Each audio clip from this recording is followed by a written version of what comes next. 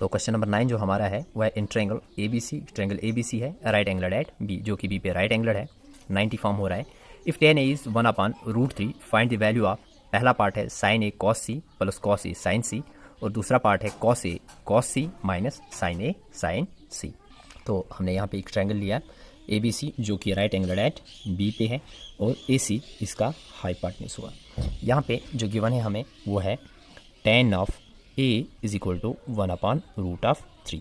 तो tan जो है ये बराबर होता है परपेंडिकुलर अपॉन बेस के, which is equal to 1/√3 minus जो आपका पी आ रहा है वो 1 आ रहा है, और जो आपका बेस आ रहा है वो √3 आ रहा है। अब tan a की बात हो रही है, यानी कि एंगल अगर ये वाला है तो इसकी अपोजिट साइड हमें परपेंडिकुलर हमारी होती है, और ये वाली साइड बेस।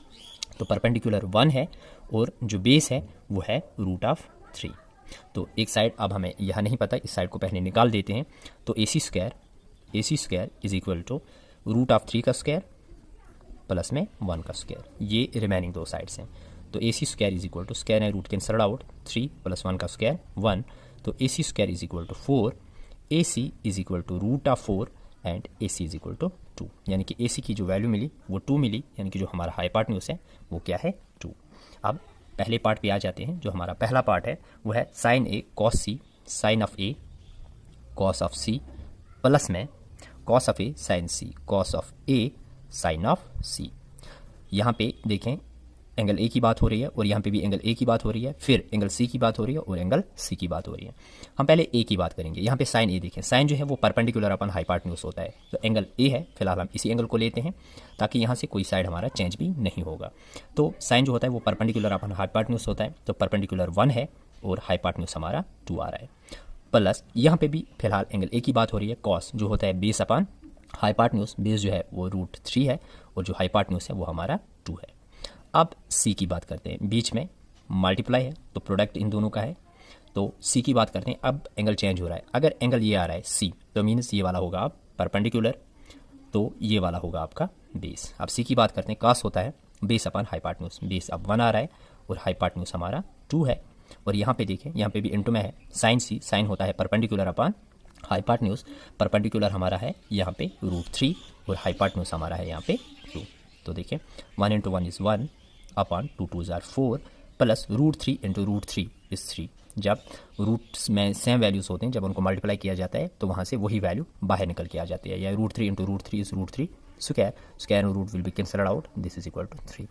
तो 3 अपॉन 2 2 ज़ार 4। देखिए बेस यहाँ पे सेम है तो एक ही को लेते, 3 + 1 इज़ 4, तो 4/4 इज इक्वल टू 1। ये हमारा पहला पार्ट था।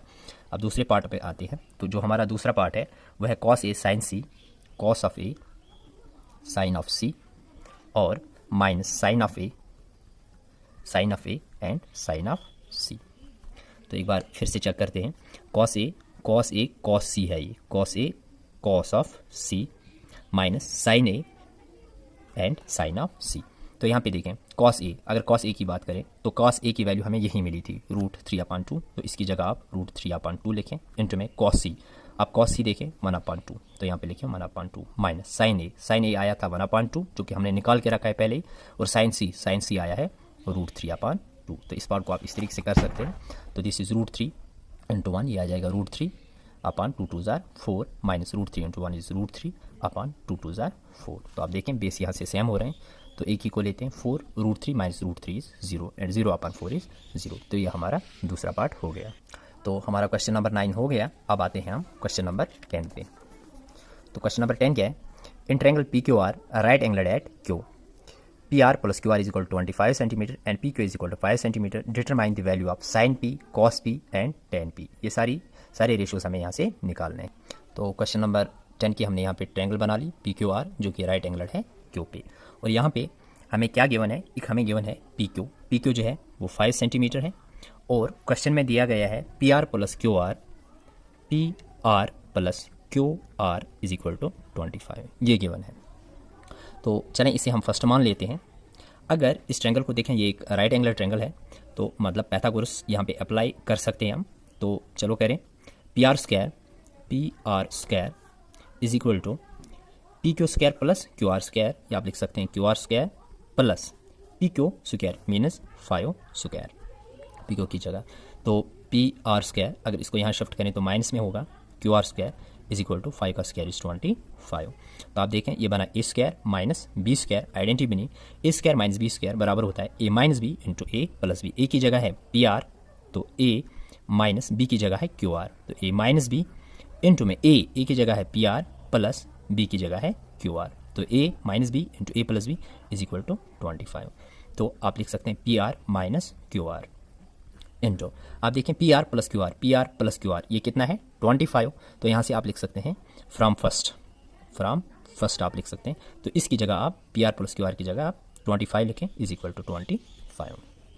तो P R minus Q R is equal to 25, ये मल्टीप्लाई में है डिवाइड में आ जाएगा, 25 अपन 25 इज इक्वल टू 1। तो यहाँ से हमें P R minus Q R की वैल्यू 1 मिली, इसे हम सेकंड मान लेते हैं। तो सॉल्विंग फर्स्ट एंड सेकंड, अगर दोनों को हम यहाँ पे सॉल्व करें तो पहला है P R plus Q R is equal to 25, P R plus Q R is equal to 25, और दूसरा जो हमारा निकला वो निकला P R minus Q R is equal to 1। तो देखें यहाँ से अगर ये प्लस प्लस और माइनस होगा, प्लस माइनस प्लस होगा, तो प्लस प्लस एंड माइनस होगा।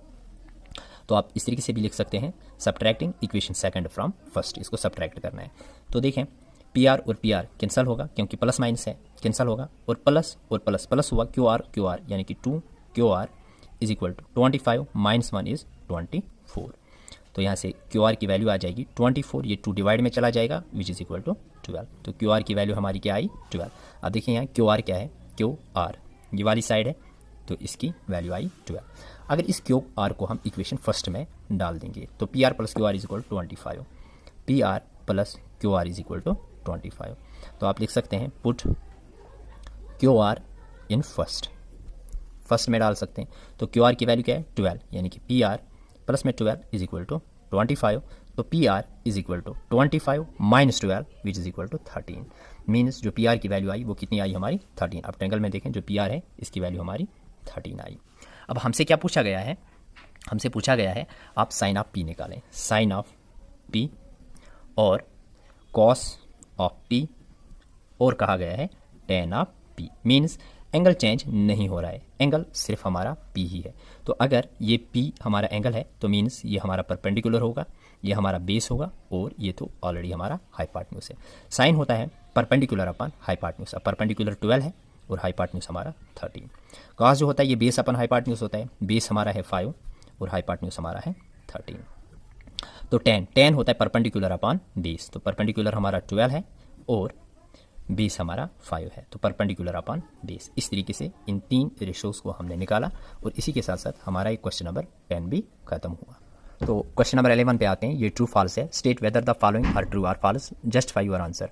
The value of 10 is always less than 1, 10 A की वैल्यू हमेशा 1 से छोटी होती है। तो क्वेश्चन नंबर 11 आप देखें, नो 10 की वैल्यू हमेशा लेस देन 1 नहीं होती। नो क्यों? बिकॉज अगर आप देखें 10 ऑफ 45 ट्रिग्नोमेट्री टेबल में जाए, जो 10 ऑफ 45 है वो 1 होता है।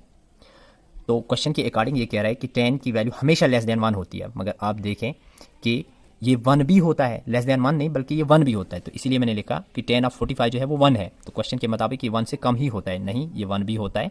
तो no because 10 of 45 is equal to 1। तो पहला जो यहाँ पे आपका पार्ट हो जाएगा वो हो जाएगा फॉल्स, क्योंकि इसकी वैल्यू 1 होती है। तो दूसरा है sec is equal to 12 upon sec A is equal to 12 upon 5। तो हमें देखना है जो सेक है, सेक किसके बराबर होता है? सेक होता है hypotenuse upon base which is equal to 12 upon 5। अगर एक ट्रायंगल बना लें यहाँ पे, आप देखें हाइपोटेन्यूज हम रखेंगे 12 को और बेस रखेंगे हम 5 को। अगर यहाँ पे इसको हम सॉल्व करें, यानी कि hypotenuse square is equal to the sum of the squares of other two sides, Pythagoras theorem apply करके, तो हमें ये वाली जो साइड मिलेगी ए बी सी, आप देखें अगर मैं करूँ 12 का स्क्वायर इज इक्वल टू 5 का स्क्वायर प्लस ए बी का स्क्वायर, इस तरीके से। तो 12 का स्क्वायर 144, 5 का स्क्वायर 25, इधर शिफ्ट होकर ये माइनस का 25 आ जाएगा is equal to A B square. तो 144 minus 25 is 119 is equal to A B square. तो जो ए बी हमारा निकलेगा वो रूट ऑफ 119 निकलेगा यहाँ से। तो ए बी जो निकला वो 119 निकला। आप देखें जो हाइपोटेन्यूज है सबसे बड़ी साइड है, ये वाली भी छोटी है और ये वाली भी छोटी है, तो ये पॉसिबल है। तो आप लिख सकते हैं yes hypotenuse is longest side, longest side. तो आप इस तरीके से लिख सकते हैं और जस्टिफिकेशन दे सकते हैं। तो ये आपका क्या होगा, आप ट्रू।